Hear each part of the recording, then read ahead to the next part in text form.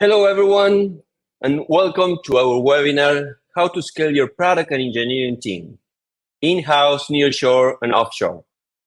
My name is Nico Ramos. I'm Eureka Labs CEO, and I'm really happy to have you all here. Just a little announcement. We're going to ask you to take your phone, open your camera, and scan the QR code that you see on your screen. This will allow us to receive your Q&A, your questions that we're going to be answering at the end of this webinar. And also you will be able to participate in a couple of surveys that we have during the webinar. So I don't want to bore you, but we're going to do a short intro of what is Eureka Labs and what we do. So think, build, enjoy is kind of our motto here at Eureka Labs. And we are the tech partner that companies embrace to delight their customers. We build awesome solutions through high standard delivery, given by exceptionally talented and customized teams. Just to give you a couple of numbers, vanity metrics, as we usually call them, we've worked in more than 210 projects. We are more than 100 people, mostly Latin American team members working for North American, EMEA, and Latin American companies. We got 79 NPS score. I guess you're familiarized with NPS, but basically it's, let's say, a metric that measures customer satisfaction between minus 100 and 100. So 79, it's a pretty great number. We also work a lot internally around engagement, and we got 68 as internal NPS, as employee NPS, the last time we did this survey, and it's also, we're very proud of this number. And we like to call ourselves a product factory that works scaling tech products and tech teams for fast-growing e-commerce companies and SaaS companies, creating simple solutions to complex problems. These are some of the partners that we have in North America, EMEA, and LATAM. And with that in mind, we're gonna start with the content of this webinar, which is how to scale your product and engineering team. We're gonna be, let's say, focusing on how to mix in-house, nearshore, and offshore operations. So these are the aspects that we have in our experience, giving us the best way to do the assessment, to evaluate how to scale the product and engineering team, but also how to mix the different or potential locations when you grow in that team. So let's get into this journey today, and hopefully you will be able to use this to evaluate how to scale your own operation.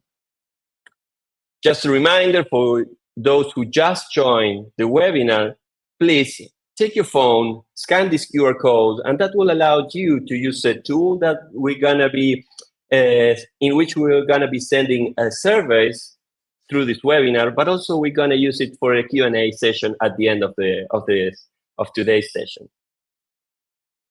Okay, so let's get started. One of the things that you have to take in consideration when you're thinking about scaling your product and engineering team, it's talent. Right, so one of the things that you have to look for is time to cover a position. Sometimes it really makes a difference in which market you are growing the team, in which state are you growing the team. Another thing to bear in mind is attrition. We all know that in tech industry, there's a lot of opportunities for everyone to grow professionally, personally, and to change projects all the time. So definitely, it's a good thing to bear in mind what the attrition looks like, what the attrition index looks like in different markets. Then also, whenever you expand in your operation, maybe you now have like 5, 10, 40 engineers. But when you're thinking about getting 100, 300, 500 people, then definitely you're thinking about expanding to other states, to other geos. And that's when you have to pay attention to the compensation structure. It really varies from one market to the other. You have to do some benchmark on benefits, right? So what you're offering right now might not be suitable for another geo or for another, let's say, market in another city. And then, of course, you have to do some harmonization, because although you can be doing some benchmark and offer different things in different places, it's definitely something to look upon to make sure that it makes sense across the company in different countries, in different cities, the kind of benefits, the kind of compensation structure, the rewards that you're offering. And then, of course, compliance and liability. What kind of liability you're up to? What do you need to do to be compliant with local laws, rules, or normatives? For instance, when you think about recruiting, in some countries, in order for you to start a new job, you have to give an 8-week notice. And as you imagine, that will definitely impact the time to cover a position. Or in another countries, for instance, when you want to terminate an employee, you have to wait, you enter in a consultation period that in some cases it's 4 weeks, 5 weeks, etc. So definitely, when you're thinking about growing your talent, when you're thinking about growing your product and engineering organization, you need to take a special look to talent. So some takeaways. Take a look on recruiting, compensations, and benefits. Be sure that you're good advice on everything around liability and compliance. And again, it's really important that there's some harmonization across the board. We've seen this in some of our partners, that they start growing, let's say, like crazy when they get funding, and then they found themselves into a difficult position because they haven't have certain harmonization between the different teams across the globe. Another one that you have to take a look at expertise. So definitely you have to look on the pool talent that you're aiming to, let's say, grow the team. You have to analyze what are the general skills that you will find in that market. What are the technical skills that you will find in that market? For instance, we're based in Argentina. We have operations and people all over Latin America and Europe. And it really changes between one country or the other, which are the technical skills that you will find. For instance, Argentina, it has a really great pool of talent around with Web3, crypto, smart contracts, and a lot of innovative things around developing these kind of platforms. And in other countries, the universities put a lot of time and effort, and they have a lot of people that have been trained in PHP, for instance, and been growing with that language for many years. Then vertical knowledge. It's not the same thing when you talk about fintech in India, in China, in Ukraine, the US, or Brazil. So definitely the vertical knowledge that you're looking for, it's important. And then the last thing is experience. And when we talk about experience, we find ourselves a lot of times that what we call semi-senior in Canada, it's not the same that you will call the semi-senior in Spain, or even in the same country from one state to the other. So what we usually do when we're supporting a company that's growing their product and engineering team, we really work a lot on defining that job description that's more around the general skills, the technical skills, that the actually name of the role or the actual years of experience. So with that being said, I will turn the mic to Pablo, our delivery director, Pablo Nicolai, with the next topic, with match delivery standards. Thank you, Nico, and hello, everyone. So when you are scaling your product engineering team, whether in-house, nearshore, offshore, you will start bringing talent with their own working styles or their own ways of doing delivery.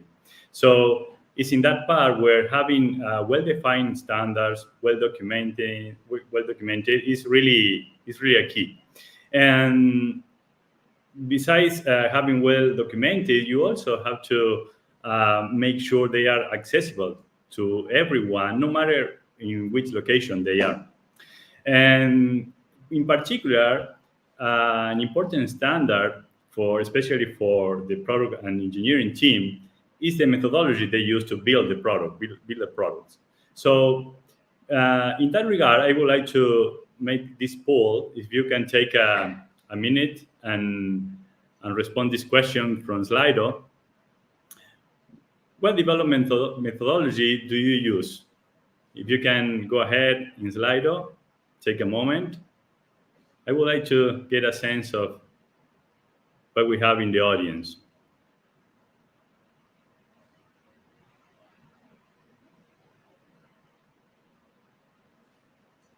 All right.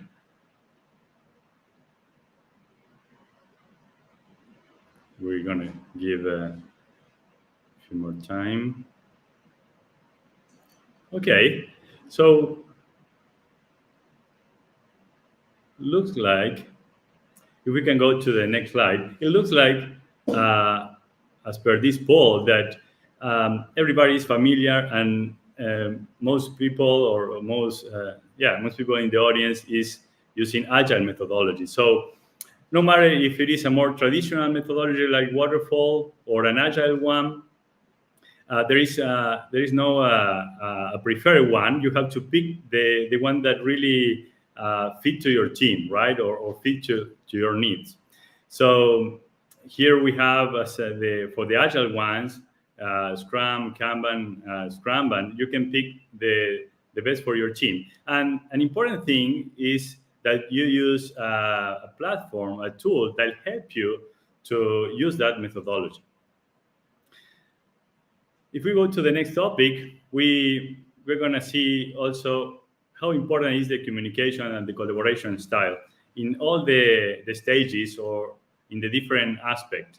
Whether if you are growing in nearshore, in-house, or offshore, right? You have to set a communication and collaboration style right from the beginning when hiring, contracting, or setting your offshore operation.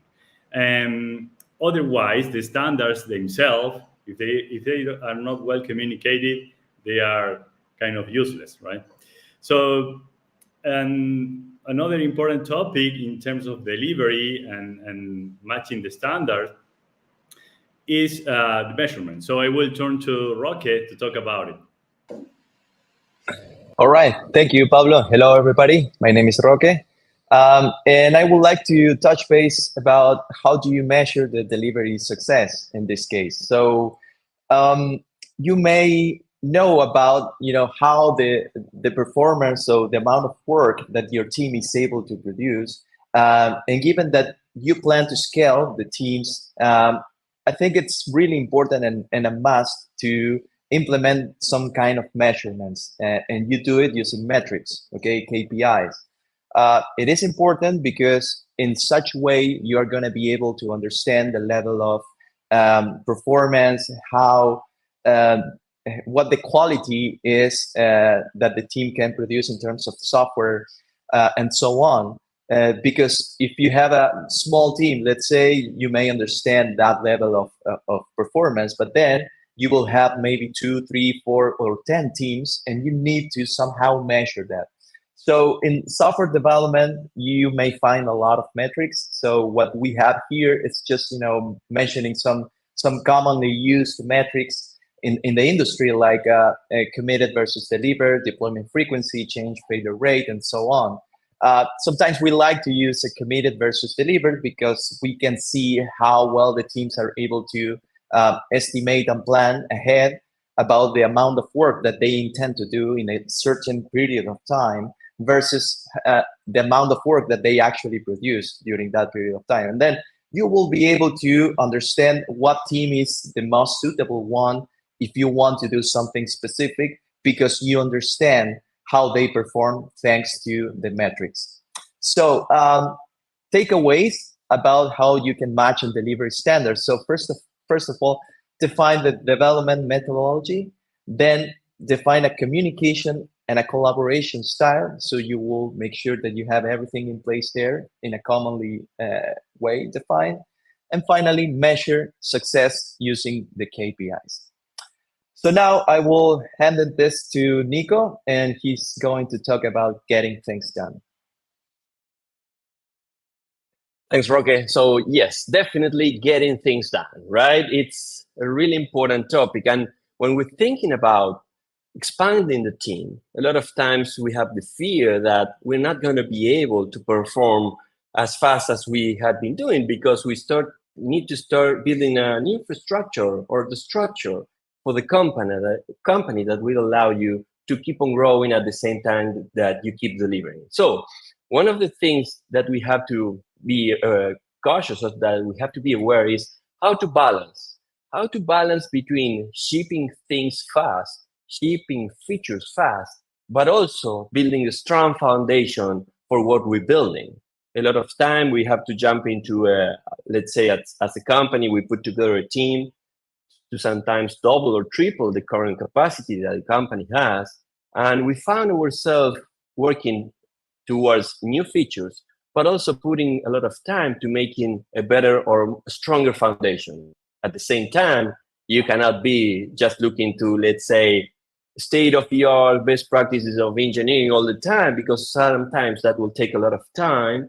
And what you need is to go outside to the market and prove your MVPs, do your proof of concept. So again, you have to balance when you're scaling your product and engineering team. And one of the things that will really allow you to balance that growth or its quality standards. So it's easy when you're 5, 10, 20 people on the product and engineering team to, let's say, have a similar criteria to what quality is or how you define quality. Definitely, if you're aiming to be 100, 400, that's a definitely different story. So quality standards is another thing that you have to bear in mind. And one of the tools that we find, or one of the processes that we found, and it's some of the value that we typically add to our partners, it's onboarding, right? So to have a really strong onboarding will allow you to have engineers jumping to the project, and on the third or fourth day on the company, they are already able to ship things to production at the same time that they are growing and they're learning how things are done, how the code looks like, and to make sure that what they are doing is scalable. And at the end, if you're thinking about scaling your product and engineering team in-house, remote, contractors with a nearshore operation or offshore, you have to make sure that you integrate all those different groups on the same delivery pace. That's definitely one of the challenges that we face. So we asked Diego Cardone, he's the product and engineer manager here at Eureka, to share a little bit of his experience by working with some of our partners. Hi there, my name is Diego Cardone, and I am the manager for product and engineering teams. And I am working in the fintech sector for an ocean company. I oversee a project with a primary focus on migrating to a new loan management system. We have a large team spread across the globe, including members in Argentina, Mexico, Canada, the United States, and India. And additionally, we collaborate with a third-party vendor. Our most significant challenges are culture and time differences, communication barriers, and the lack of face-to-face interactions. However, by implementing agile principles, we have successfully faced these challenges. One of the most complex aspects of a project like this is ensuring a clear understanding of current and future priorities and having the necessary resources to address them. Therefore, daily reviews of roadmap, project plan, and backlog for the upcoming 2 weeks are crucial for success. We conduct these reviews with our business and product managers every day. Equal crucial to our success is having the business owner working closely with the development team during the entire project life. As a result, we have a high-performance distributed team with a high level of quality, a healthy project, and a customer expectation exceeded. Well, thanks, Diego, for the video. Some takeaways about getting things done. As I mentioned before, balance between shipping features fast, but also making sure that you're building a strong foundation. For that, you have to pay special attention to quality standard across the whole organization in order to grow the team. And the onboarding, it's definitely one great process, great tool, to build a really strong onboarding to make sure that people are able to ship fast, but also to be between the quality standards. That being said, we move into the next aspect, which is product and services maturity. And here we have Roque Peralta, our CTO, that will speak about this. Okay, thank you, Nico. And yeah, so I would like to talk about the product and services maturity, because this is something that you have to keep in mind. It's really important when you think about scaling your product and tech teams. But before that, so I would like to understand from you, participating in a quick poll, what's the stage of your current product or service? So is it like initial or an MVP? Is already launched, is established, or is ready to scale? If you can participate on this brief survey.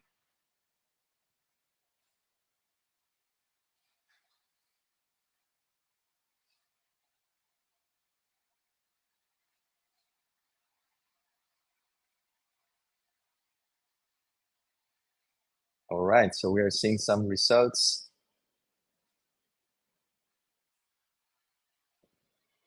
coming in. Okay, so we got the 4 stages, which is great. And it seems that some of you are on the initial MVP stage or just launched, which is great. All right, so it is really important to understand at what stage are you at, because you maybe are on the initial or MVP stage where you're thinking about a new product or service, or maybe a new feature, and you want to test it out with your customers, or maybe you already launched your product or service, or maybe you have maybe your product or service is already established for years, 2, 3, or 10 years, or your business is ready to take the next step and go for big and ready to scale. So for that, we see a lot of development needs in terms of new feature developments. You may have refactor needs or maintenance, technical debt, maybe thinking about some migrations, or who knows, maybe rebuild the whole thing.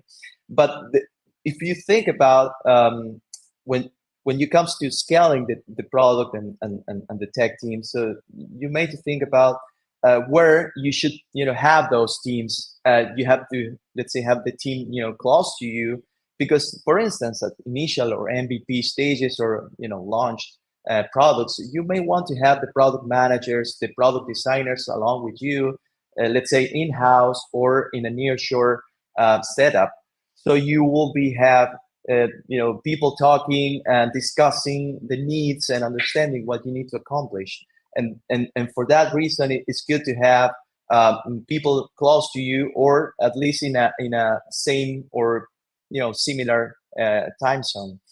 But then let's say if you need to do some refactor maintenance, or clean up some bugs, sometimes it's good to have a nearshore or maybe an offshore configuration. So folks in another place of the world, that they can work, cleaning bugs or doing some refactor and making progress, and having some folks also contacting the business and understanding what they need to do. Or maybe we can talk about a mix between those, right? Because you need to do some migrations and new features, combination, and you may consider having people close to you, like product managers and technical staff.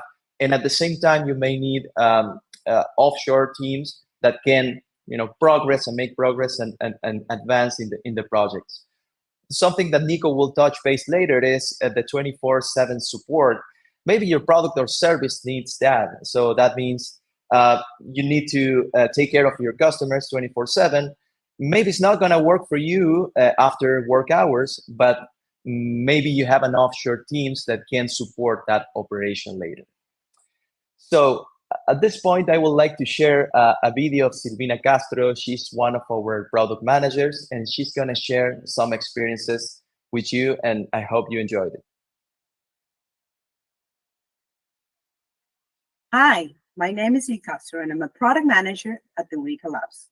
Working in Eureka has given me experience with a number of different partners. From the product side, some of the challenges that I have faced are building from scratch a new product for a specific audience for government dependency, doing maintenance, small enhancements for a large company's product, scoping and defining product vision and roadmap for a startup company. Each of these scenarios and stages need a different set of tools and team composition. For example, if you are A, on a product discovery stage, tools and processes that can be really helpful are prototyping and running usability tests with key users to quickly validate your ideas. The product designer and the product manager are some of the key players you need to focus, and their synergy is vital to the success of the product itself. B. When you have a product in a maintenance phase, measurement and user insights are key elements to keep an eye on. A smaller development team could handle the work of doing some minor adjustment with great impact on your product and in your users' feedback. C. If you're in an initial stage and you're defining your product vision, using story mapping and building a product roadmap might be your greatest ally to communicate your product's vision. Here, the product designer, the product manager, and the development team all together need to be aligned on what is next and how much effort might be required by each feature. In conclusion, always consult with your product and development team what is the most suitable set of tools and team members you need to achieve your goals. Thank you. All right. Thank you, Silvina. And just sharing with you some takeaways about product and services maturity. First, understand the current stage of the product or services that you are at. And that's going to allow you to define the best setup for your team. It's going to be in-house, nearshore, offshore, a combination or a mix of those. And finally, a plan for scale, because if you're taking the decision of scaling your team, that means you're ready for, take the next step. And it's very important to understand what kind of configuration you may need for that. So next, I will let Nico talk about the synergy between teams, especially about the time zone. Thanks, Roque. So when we talk about the synergy between teams, and if you're thinking about scaling your product and engineering organization, definitely you have to figure out what's the nature of the project. So for instance, when you're talking about your product and the amount of tickets that you have, as Roque was mentioning, right? It might be migrations, or it might be refactor, or doing new features. When you're really focused on project-based, or at least the chunk of the roadmap that goes around a certain project, it makes much more sense to have everyone that's working on that project on the same time zone, right? Then, if, for instance, if you have a good chunk of ticket-based work, that also makes sense to have maybe another geography that it's more cost efficient. There are different markets that will have, again, maybe lower prices, and that will allow you to be more efficient on your product and engineering expenses, on your product and engineering P&L. So definitely you have to pay attention, and we've seen this in the past a lot of time, that sometimes people will underestimate the importance of overlapping in order to work together. Of course, it's not something that applies the same way for every company, but a lot of times we see that people leading product and engineering teams are not paying attention to the necessarily overlapping. And since we're talking about that, one of the things that is really important is to figure out who's been impacted by the offshore teams or a nearshore operation or distributed teams. So sometimes it happens that because you didn't plan ahead on how to scale your product and engineering team, you will find yourself doing an interview at, midnight, or someone on the other side of the world being up at 3 a.m. to make sure that they can be on a retro or a planning session. And then finally, of course, this is really important, and Roque mentioned it briefly before, is if you have a product that is 24/7, it totally makes sense to have a distributed team that will be able to, let's say, work on new features or whatever all the time, but also be able to have 24/7 coverage when it comes to potential, to potential bugs or potential issues on production that will really be a mess. So definitely, when you expand globally, you're able to have a better coverage if you need to. So some takeaways. You pay attention to the project's nature, make sure that you have a good chunk of overlapping without burning out people that's on your team, and always take in account what's the coverage needs for your platform, e-commerce platform, or your SaaS product. Okay, so I will let Pablo to talk about cultural fit. All right, thank you, Nico. So cultural fit is another essential factor when you scale in your team, whether in-house, nearshore, and offshore, because it's a way to ensure a smooth collaboration and team cohesion. So before I dive deeper into this topic, I would like to know your opinion about this through this quick poll. If you can take a moment and do it through Slido. So in terms of cultural fit priorities, how important is it for you, for your company, when scaling your engineering team?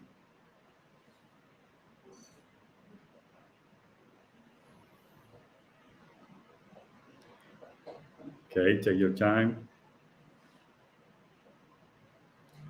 We have a couple of responses.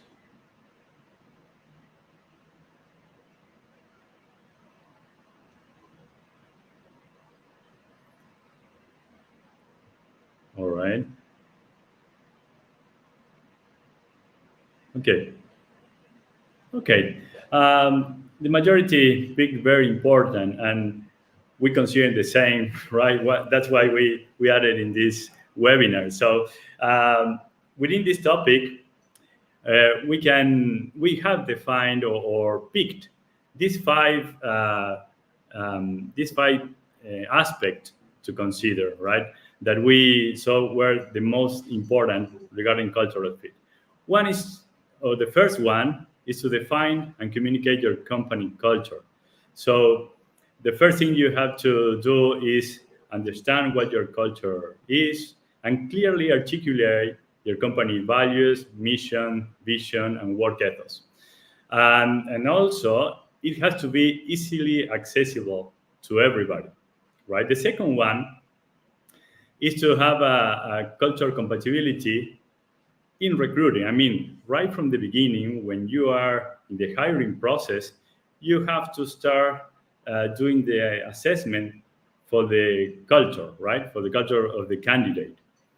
You can do it through behavioral interviews, situational questions, other kind of assessment. But it's important that you don't only look for the right skills in the candidate, but also pay attention the working style the candidate has and the way of doing delivery. The third one is cultural onboarding and training. So it's important that the cultural information is included in the onboarding process. So candidates start understanding the orientation of the culture in your company, and also perform regular trainings, right? So you constantly are reinforcing your culture through the different or the old team members in the company. The fourth one we have mentioning here is to get regular feedback and adapt to any change needed. That means constantly you have to measure about how the culture how the people is aligned to your culture, and be prepared to do changes, right? To do adjustment to keep everybody aligned with your culture. And the last one is, but not the least one, is training for leadership and management. So the leadership and management will help you propagate the culture through all the organization. So it's important they are well trained and well equipped to deal with cultural differences and create a cohesive team environment. If we go next for the takeaways, we can go to the next slide. So we have know your culture and start using right from the beginning in the assessment, and collect feedback constantly and be prepared to do changes and adjustment to adapt to it. Next topic, I will direct to Nico to continue. Okay, great. Thanks, Pablo. So investment, definitely something to pay attention to. So this is kind of an open questions that I'm sharing. What do you think are the items, are the, let's say, the accounts or your P&L that you will need to invest more when you're scaling your product and engineering team? You can go to just to the open window that you have on your browser, or you can scan the code again. What do you think it's going to go up? Recruiting, training, what else? This one you have to write, so I'm going to, wait a little bit more. Talent, yes.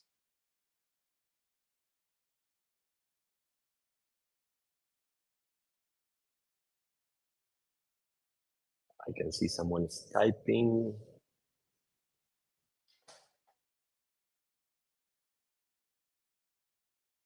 Okay. It's a good thing, hiring costs. It's a good thing that there's not a lot of answers here, because that's actually what I'm going to be talking about.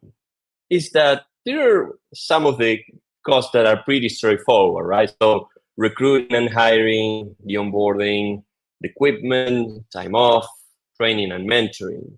But the thing is that when you're scaling your product and engineering team, and you're thinking in, either hiring in-house, remote, if you're thinking about, let's say, partner with a company like Erika, for instance, as a partner, as a tech partner, or if you're even thinking to grow your own organization abroad as an offshore operation, there's a bunch of hidden costs or indirect hidden costs that we have to pay attention. So, for instance, management, right? We usually think about individual contributors, but you have to think who's going to be managing those folks, right? Who's going to be doing the performance review, people care, goal setting, and everything around delivery. Sometimes you're going to be handling the delivery with the current structure that you have, but as soon as you get, to grow from 20, 40, 50 to 200, definitely you have to build a structure to support that growth. So you might need not only managers, but also more HR support, right? So you will add HRBPs to your position. And you have to bear in mind that in some other countries, in some cultures, you even have to have bigger structures. They are really, let's say, unidirectional when it comes to doing, to following guidance. A lot of time people is used to being told what to do and not necessarily challenge what are the status quo or the features or what product is handling as product vision. So definitely it's going to grow a lot of hidden costs. The reposition costs, when you start growing, you will start to see every now and then some attrition, maybe that it's typically low when you're a small, tight team. But when you start to grow, you have to pay attention to the reposition costs. Then the tools that you're using, if it's your employees, you're gonna need to provide them everything, right? From an HR tool to Confluence or Jira or whatever you're using to manage, right, the day-to-day work. And then there's another hidden costs that are more like, on, let's say, below the surface. And those kind of intangible costs are, for instance, the frictions that change produce in teams. So if you're working with let's say, with a nearshore operation with a third party, you won't suffer as much the change of scope or the change of technology or the need to augment or decrease the team. If you have a flexible partner, that will be, let's say, frictionless for you and your organization. But when you're actually leading those changes, that's going to create a lot of friction. Also, the team needs and aspirations. Sometimes when you're growing, there's a lot of things that are unattended, and you have to pay special attention to make sure that you're taking in consideration the team needs and the team's aspiration in order for them to be engaged and to keep on, to be willing to keep on growing within the company. I would just give you one takeaway out of this is beware of hidden costs, because a lot of time we're not taking in consideration. We're just comparing, I don't know, let's say the monthly fee with the monthly gross salary. And believe me, there's a lot of other costs in-house or sometimes nearshore or offshore operations that you have to be aware. So beware of the hidden costs. Well, this is the last topic that we're going to be touching today in our webinar, and it's around the light customer. I mean, we've seen a lot of things or recommendation about setting up, or making sure that you're matching the delivery of the delivery standards, making sure that you pay attention to the product maturity or to the time zone alignment, the cost and the investment. But at the end of the day, what you're doing and what we're looking for is to delight your customer. So the question is, are you building a customer-centric solution? This is pretty easy when it's 10, 20, 100 people in the whole company and maybe 20, 30 people per an engineering team. But when you're trying to scale and when you're working towards scaling, this is really a hard question to answer. If you're building a customer-centric organization, if you're building a customer-centric solution. So that's the first question that you have to ask yourself. And that has really, let's say, an impact on how does customer consumption behavior impacts your product. Do you know how that customer consumption behavior impacts your product? Do you know how customer culture impact product discovery, or how do you do research? So you have to ask this question. Do you need your engineers on the ground? Do you need product managers on the ground? Do you need designers? Our take on this is that it depends on the company that you're building. It depends on the market that you're aiming. It depends, of course, on the funding that you have. It depends on the complexity of, let's say the market has. So we're used to work on a mix. So sometimes it's a small company, so we will recommend that you will have at least one technical person, in-house full-time employee being part of the company. Sometimes when you're growing, you can, stretch because you need flexibility to add some nearshore folks that are working as contractors, but functioning as full-time employees. Sometimes when you get bigger and bigger, it makes sense because you need 24/7 coverage, or because you need to be more cost effective to even develop an offshore operation that is going to be cost efficient with great talent as well. So we're used to, and this is our philosophy, to evaluate over and over again, what's the best mix in order to delight your customer? And you have to ask this question, of course, what can be handled on the ground? What can be handled remote? And what can be handled on the other side of the world? Innovation is really important. I'm not going to spend a lot of time here, but when you think about delighting your customer and the company is growing, the innovation happens organically when you're small or, let's say, medium. But when you start growing like crazy, innovation, in order to add value to the customers, in order to delight customers, can sometimes be really challenging. So you have to be sure that you have a culture that fosters innovation, processes that allow you to have those results aligned to delight your customers, that you have a reward systems, that you have a framework so people know how they can innovate. And of course, this question, right? Innovation for what? And that's one of the things that we like to do. We like to talk about continuous improvement to making sure that we're working towards delight our customers, right? Delight your customers. And to have or to close up this specific topic, a lot of times when you're growing, you lose track or you lose touch with the actual customer or the actual market that you're serving. So that's when it's really important to figure out who defines product vision. Again, when you're just 10, 20 people, everyone can be a product owner, everyone can be a product manager. The CEO or the CTO might be act as the one, let's say, talking about the product vision. But when you're growing, you need to know who's going to be defining that product vision, who's going to be translating that vision into features.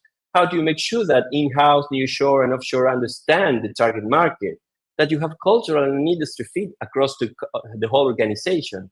And of course, when we're thinking about product vision and shipping new features, you always have to bear in mind that product and engineering best practices are in place. And this is really important for us. We talked about balance a couple of times through this webinar. You have to make sure that you're building a strong foundation for what you're going to be building, but also that you're shipping fast, that you're shipping features that are important for your market. And that's why it's so important to know your customer, to know their needs, to know the pain points, and make sure that while you're scaling all over the world, everyone, from engineers, designers, QA, product managers, everyone involved in product and engineering organization, it's fully committed to delight those customers, and they understand their needs, their pain points, and how your product is going to be a solution for those needs.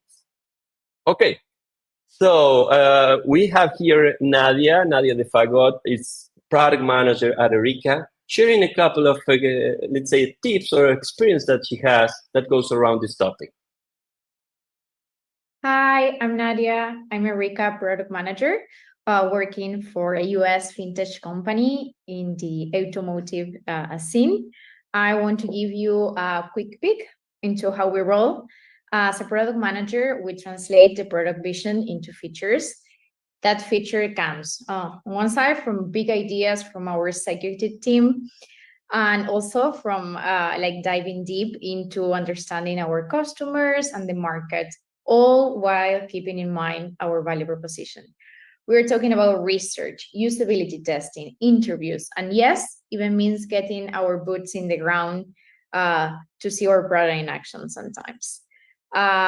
Knowing our customers is vital, but it's also keeping an eye on what the competition is up to. But let's talk about teamwork. We don't work alone. The business team keep us connected to our customers, and the development team turns our features and ideas into reality. It's all about communication, making sure everyone gets the big picture of the product and our goals beyond just coding. And I think that's where the line between in-house, nearshore, and offshore starts getting blurry. Thank you. Okay. Thanks, Nadia, for that video. So, takeaways. Be sure that you're building a customer-centric organization solution. Pay attention on how you're going to scale innovation and continuous improvement while you're scaling the team. And make sure that you have a balance between, having great or high delivery standards, top of the world best practices, but also shipping new features fast that are, let's say, gonna be delighting your customers. Okay, so we get into the end line here, to the finish line here. We review almost all of these aspects on how to scale your product and engineering team. The idea is that this is just the start of a conversation. We're really focusing Eureka on scaling product and engineering teams, scaling product and engineering teams, and also your products to make sure that you delight your customers. So the invitation is to start the conversation, to keep on talking, and it will be, great to set up some one-on-ones if you're interested to talk about how you can scale your product and engineering operation and how we can support you in that journey. We might have some Q&A, so I'm going to invite Roque and Pablo to join. All right. Yes. So taking a look at the Q&A session. By the way, please, if you have the Q&A screen there at your phone, please don't hesitate to send some questions our way. So here we have what it takes to scale 3x a team in 3 months. How would you approach that? That's our first question. Okay, so I'm going to go back one slide to this kind of a framework that we use. So I would say that almost everything is possible. What we have to do is to really put time and effort and mind towards planning how to do that growth or how to make that growth possible. We've seen in some cases that companies start growing like crazy, and the truth is that if you're adding people, that doesn't necessarily mean that you're adding more features to your customers or you're doing things better. So yes, you can scale a team 2 times, 3 times, 4 times in a specific period of time. And this is the idea of this webinar, is to give you this sort of a framework for you to plan on each one of these aspects to make sure that you can, get to that goal. We internally build kind of a spreadsheet in which we put all these aspects and work, towards making sure that we have all the resources that we need to let's say ship that team up and running in that period of time. So I'm sure you will be able to do it. Okay, thanks, Nico. Still one more question. Is it a good idea go and seek talent in India, for instance? They seems to be much affordable and budget is restrictive sometimes. Definitely, it's there's a lot of market, or there's a good chunk of different markets in which you can search for talent. We've worked with great people, great talent from India. It will always depend on what you're looking for as a company, and if it's going to be easy for you to work in different time zones, if you're going to be able to get the seniority at the price that you're willing to pay. It really depends on the product that you have, on the company that you have, the product maturity. So in some cases, we got a new partner that had bad experiences working with low prices companies or agencies, no matter where they are located. And that usually, as we know, end up being, really expensive. So our recommendation is to always find the perfect mix for the state of the company you are in. And sometimes it's, just a more affordable market. Sometimes it's a mix of nearshore, offshore, or in-house. And definitely you need to explore, let's say, other markets like Western Europe or like Latin America. We're personally based in Latin America, and we manage ourselves to provide great talent at a really efficient cost that will allow you to have people working as full-time employees in different geos with great, standard delivery. Okay, thank you. Still one more. What tools do you recommend for teams, management, development, processes, and metrics? Paulo, I can take. Yeah, I can take this. Well, there are plenty of tools, well-known tools, to manage projects and teams. I would say I wouldn't put a name in a particular one, but I would say some you have to consider is cost and how they integrate with other tools in your suite for your company, right? Because there are you can have a partnership with Microsoft for using the suite of Google. So every suite or every brand has their own tools. Here, for example, we use Jira and Confluence that integrate very well, and they have support to do some management for the Scrum, the Agile methodologies. So I would say it really depend on a certain aspect, right? So I would say that. Okay, thank you, Pablo. I will just add more thoughts on that.